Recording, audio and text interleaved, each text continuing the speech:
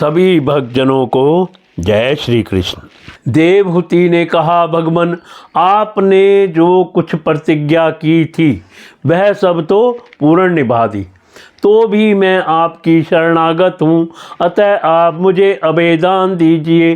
ब्राह्मण, इन कन्याओं के लिए योग्य वर खोजने पड़ेंगे और आपके वन को चले जाने के बाद मेरे जन्म मरण रूप शोक को दूर करने के लिए भी कोई होना चाहिए। प्रभु, अब तक परमात्मा से विमुख रहकर मेरा जो समय इंद्रिय सुख भोगों में बीता है वह तो निरर्थक ही गया। आपके परम प्रभाव को ना जानने के कारण ही मैं इंद्रियों के विषयों में आसक्त रहकर आपसे अनुराग किया, तथापि यह भी मेरे संसार भय अज्ञान वश को दूर करने वाला ही होना चाहिए।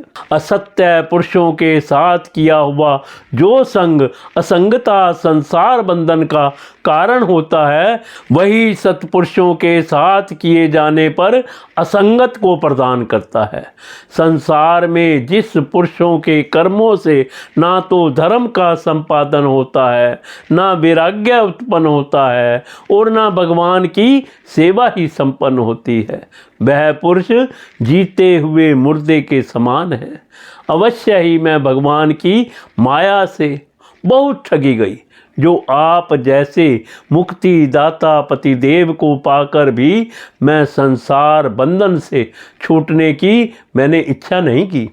श्री मैत्रेय जी कहते हैं, उत्तम गुणों से सुशोभित मनु कुमारी देवहूति ने जब ऐसी वैराग्य युक्त बातें कही, तब कृपालु कर्दम मुनि को भगवान विष्णु के कथन का स्मरण हो आया और उन्होंने उससे कहा, कर्दम जी बोले, दोष रहित राजकुमारी, तुम अपने विषय में इस प्रकार खेद ना करो।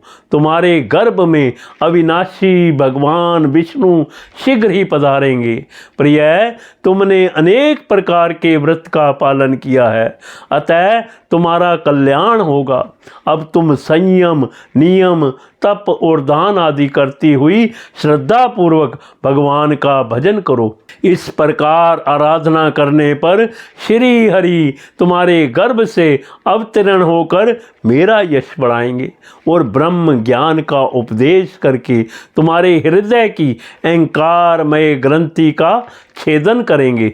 श्री मैत्रेय जी कहते हैं, विदुर जी, प्रजापति कर्दम के आदेश में गौरव बुद्धि होने से देवहूति ने उस पर पूर्ण विश्वास किया और वह निर्विकार जगत गुरु भगवान श्री पुरुषोत्तम की आराधना करने लगी।